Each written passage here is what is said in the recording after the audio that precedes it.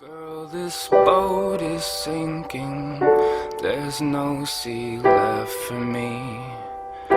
And how the sky gets heavy when you are underneath it. Oh, I want to sail away from here.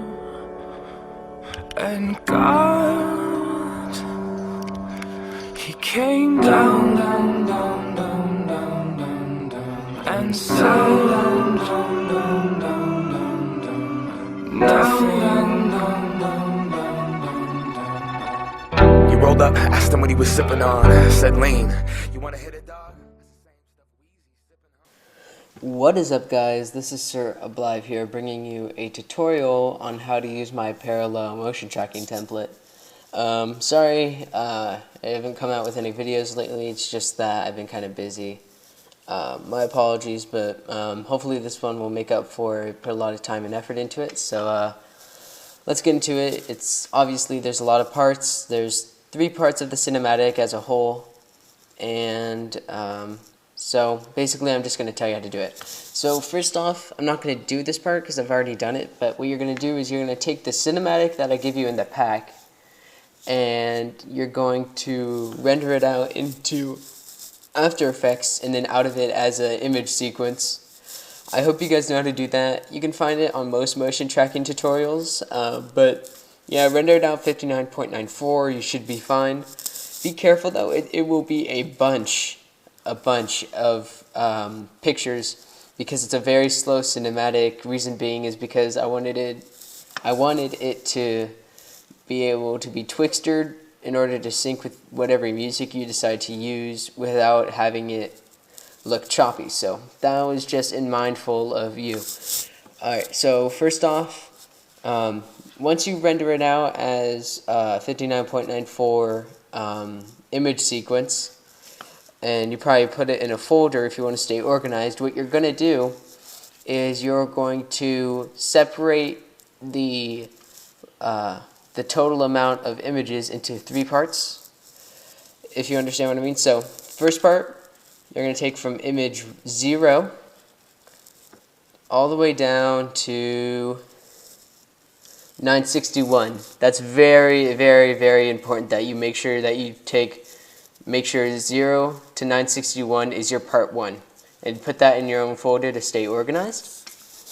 And then you have part 2, which is 962 down to 1890. So again, make sure you get those numbers correct, otherwise it's going to be off sync, and that's not what you want, which is why I'm guessing you're watching this video.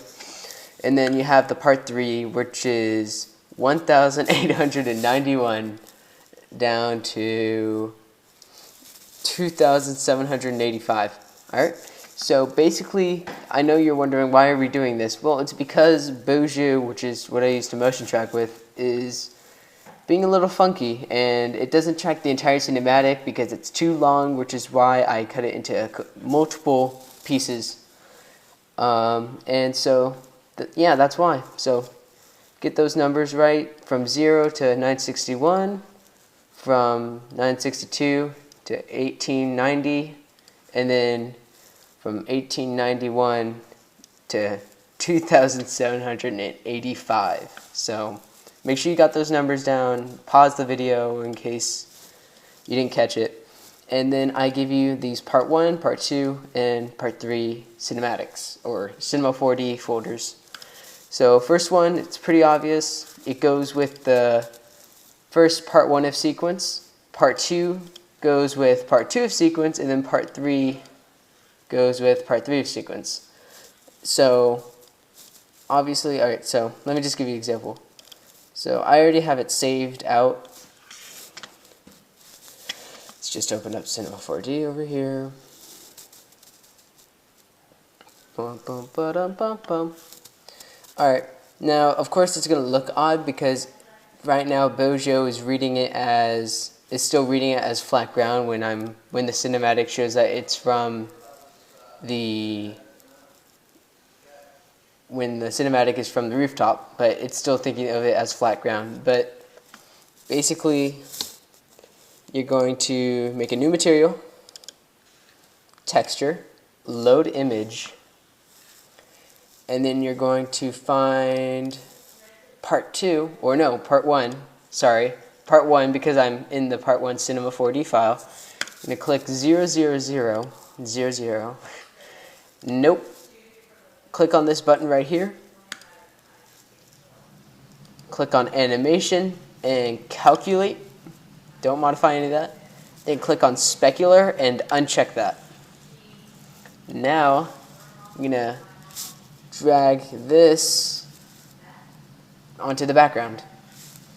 And as you can see, it is already animated. I already made my own text into it. I'll probably just make it different for you guys, but yeah, I just cut it off where it wouldn't show any text back here and any text right there, so it wouldn't be cut off when you move to the next clip.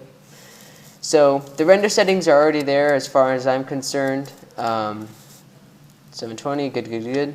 Yeah, don't mess with the render settings. They're already all set unless you can't use QuickTime Movie. If you can't use QuickTime, I don't know what to do. I'm sorry, but that's what I use, and that's what's most familiar with all my friends.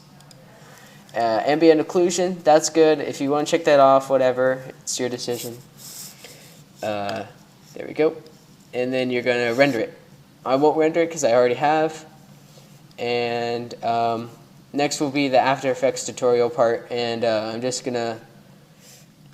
What's up, guys? Ublive back here, and now we have After Effects open.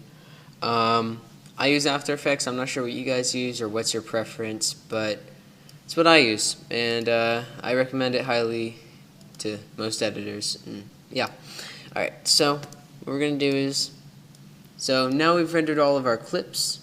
So we have part 1 right there. Drag that in. Hopefully you've done this all right and you have everything rendered as such. MOV files 59.94. That's what you should have. Make a new composition. We'll call it parallel. Alright. Okay. 59.94, 1280. Alright. Yes. Now we're going to click in part 1. Drag that in. Part 2. There you go. And then part 3. Now you have these, each part. So part 3, part 2, and part 1. Now what you're going to do, this is really simple. You're going to zoom in all the way, go to the end of the first clip, click on this one and use the beginning bracket to line that up. And as you can see, it's a smooth transition in. That's because you're using only one frame cutoff. Now you're going to this one, go to the end of the second part, zoom in to the end, and then bracket. Now you should have a pretty nice cinematic. It's going to have the entire thing. It's going to be fluent. There's not going to be any cutout, which I'm guessing is what you wanted, because that's what I got.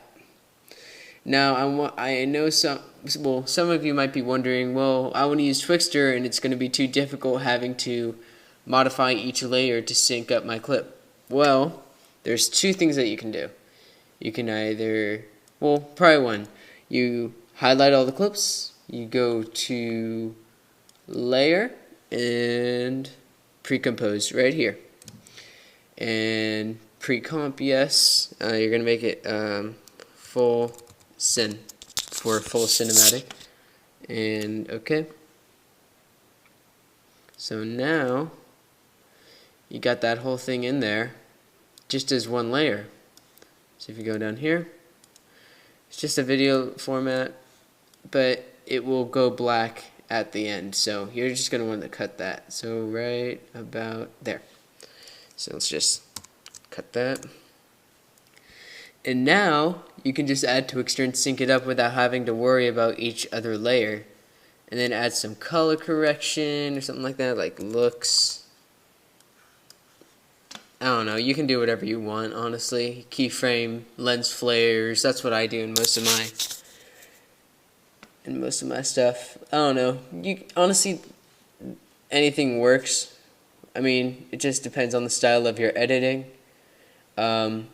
Make sure you make your text, like, if you don't want it, if your color correction is really bright, you don't want to make your text too white in Cinema 4D, because otherwise it'll just get ridiculous.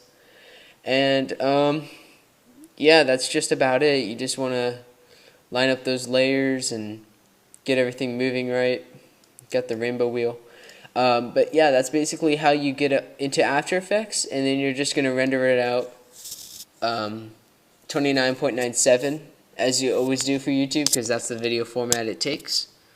And yeah, if you guys have any requests for tutorials, please leave a comment in the description, and I'll talk to you guys later. Alright, see you guys.